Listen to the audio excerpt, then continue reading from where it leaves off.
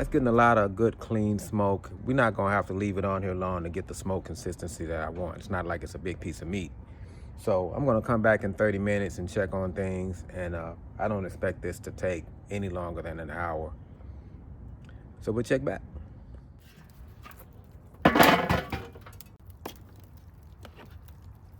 It's not really deep in here, so I'm thinking we're probably getting good exposure anyway, even though I haven't stirred it yet. The consistency is another thing I'm looking at, and that looks pretty good also. So let's just get a little bit.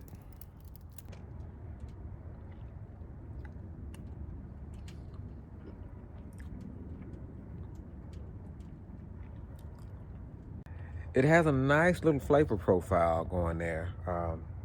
Turns out that the ingredients that I put in it came through and added so much flavor that I didn't have to add much more seasoning on my end other than some salt and pepper.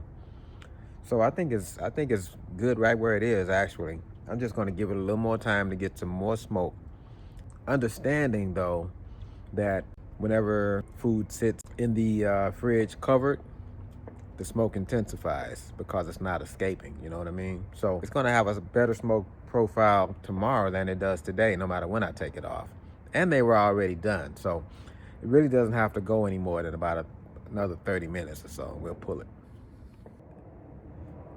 Back out here for another check, y'all, and I'm pretty sure that these things have all the smoke they need right now. So what I'm really looking for now is consistency. You know, black-eyed peas should have a creamy consistency. So that's what I'm looking for now. Usually that comes as you continue to stir them, but I haven't been doing a bunch of stirring. So that's what we're going to do right now. Let's go in here, take a look, stir them up a bit, maybe mash on a couple of them, you know what I'm saying, to get what I want without having to add any cornstarch or anything like that. Let's go. You can kind of see that consistency, that creaminess starting to develop. You know, I just want to help them along the way a little bit without over smoking them. So I got this potato masher right here. I'm just going to mash a few of them and stir them up. That's going to help get that creamy consistency a little bit faster, because I don't want to over smoke these. If I do that, they're kind of ruined. They're already going to intensify in smoke when I put the foil on them and put them in the fridge. Tomorrow they'll have more smoke than they do today. So I'm just going to mash a few of them.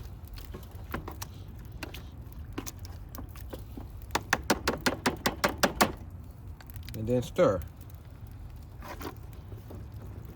And you can see that's already helping. You know what I mean? That's good. We'll give that another stir. And already that's made a big difference.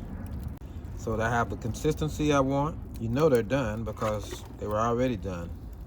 I got some smoky meat in there from the turkey that we did yesterday. And I got a good flavor profile. So I'm gonna give these another 30 minutes and we're gonna pull it off. Going back out to the grill, y'all. And guess what? I ain't gonna check nothing, cause I know them boys is right. I know them boys is right. They was already right the last time. I was just letting them get a little more smizoke. So we getting ready to pull these things off, man. Now they already tasting good, but tomorrow, after that smoke sets in a little more, they're gonna be flapping. Let's get them off.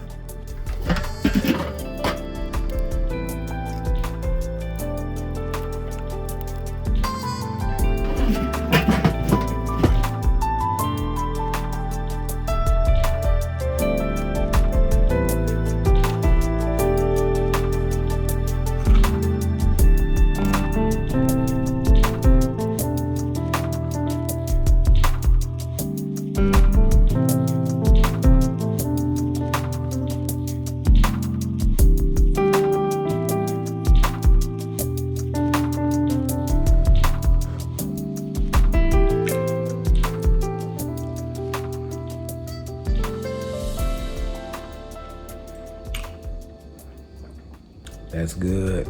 That is good.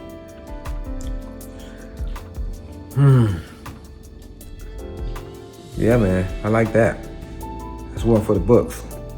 And it's so easy. Now, of course, you can go the traditional route and do your soak your beans, soak your black eyed peas overnight, whatever. I even have a faster way to do that. And I'm gonna show you in this video right here.